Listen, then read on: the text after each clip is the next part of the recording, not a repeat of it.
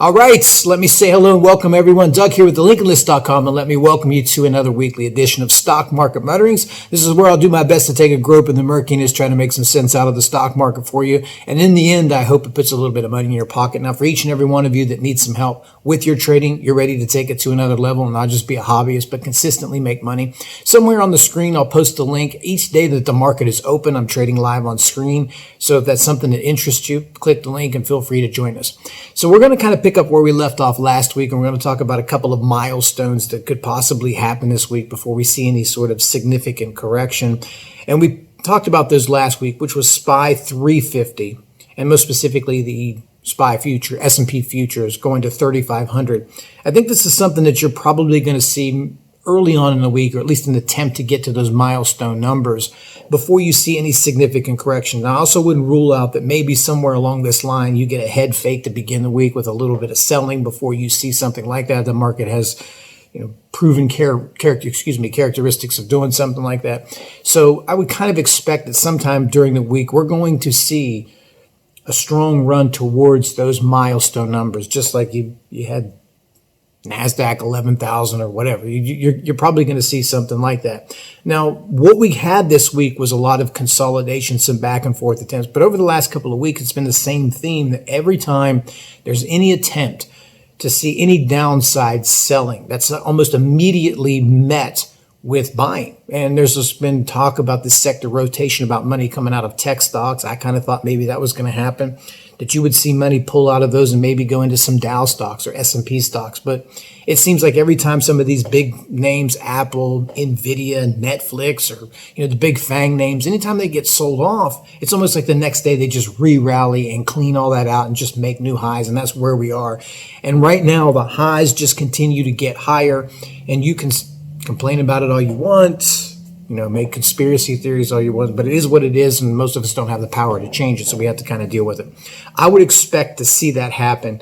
Same way with the Qs. You didn't get any big power moves to the upside here this week, but consolidation, sideways trading, low volatility trading is all characteristic of bull markets. You're going to see this in these types of bull markets. So it is what it is until we see something. Again, my thought and feeling here, which anything can change at any moment, is at some point, that's probably what you're going to see here, is some sort of run towards those significant numbers before you get any decent pullback.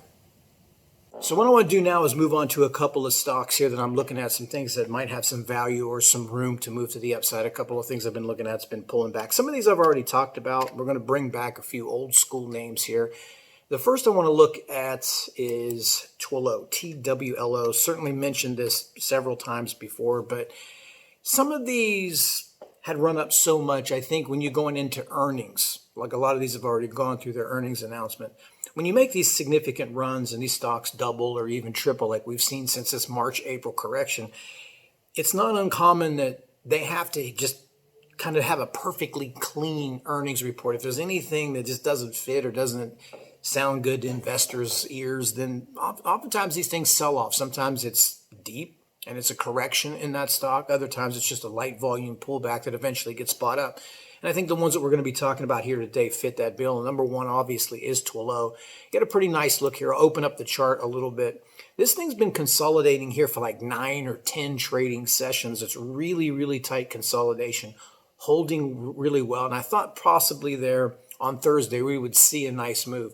What I'm looking here for this one, for a multi-day run, is to finally clear these latter parts of consolidation, most significantly Thursday's high, and get a little bit closer up towards this level. I think if you see that, you're going to get the standard move where this thing moves back to its all-time highs in this area, and possibly, depending on market conditions, depending on the volume here, you might see this stock actually press through that and start clipping off maybe some nice $10, $15, $20 days. It definitely has that capability, but that's what I'm kind of looking here for as day trades, is trying to monitor the dips on this, see if it holds the support that it's been holding over the last couple of weeks. The closer you can get down there as a day trader and get into that big support and pick that up, the more likely it is, you're going to catch some good alpha there. So Twillo is definitely on the list. Now another one, guys, it's been a while, but the king is back, and I am interested in the king. And you know what I'm talking about. King Baba. been a long time since I've been talking about BABA. It kind of just, I don't know. I don't know what happened to it. It just was something that I traded a lot, most specifically last year, but haven't paid much attention to it. Same thing here. You're kind of consolidating for quite some time. Now, the thing with BABA is it was just dead. It was just kind of going sideways here, and they had their earnings, which turned out to be pretty good for the stock. You can see the performance that it had there on Friday. It's sitting here right at short-term resistance here from a couple of weeks ago, right within this area, and that's very close to its highs as well. I would expect, barring any unforeseen circumstances or any wild market activity or whatever, you'll probably see this thing make that break. And I think when you see that, that's a pretty high inflection point on this. And it most likely will start to get some volume, a little more attraction, especially coming out of earnings. You'll probably see this thing move $15, $20, maybe even $30 over the next couple of weeks. So this is definitely something I want to look at. And for you new guys that are watching this or want to know what kind of trading style I'm looking at, when I'm talking about these are mainly day trades. And I start initially on these daily charts looking for great setups in the first place. And if I feel this stock has multi-day runs, week, 2 weeks, or 3 weeks, or something like that, going through Momo like you're seeing with NVIDIA or Apple, that you have the ability to pick these up anytime you get any selling. It doesn't even matter. Sometimes there's just random selling. Sometimes it's news selling. Sometimes it's just market selling. You're always going to get these points where the stock pulls back and gives you great opportunities to buy it into support. And right now, I think that's the best trade that you have, is finding these stocks during these longer term uptrends or at these significant inflection points and just finding great support areas rather than chasing them at highs like a lot of other traders do, which is over the long term a losing strategy. You're looking at these to get into significant supports or really solid established supports over several days, several weeks, maybe even several months. The longer the better, but finding them in those levels, picking them up, and let the market take care of you. Let the rally take care of you. So that's what I'm looking for in both of those trades. I'll throw one more in here. Another one. It's been a long time. How about baby Roku? Roku, man, what a big stock this was last year. And it's kind of, I don't know, it's just kind of doing its thing here. It's not, and when I say doing its thing, what's a little bit different about this one is there's been some rally attempts on this over the last couple of weeks.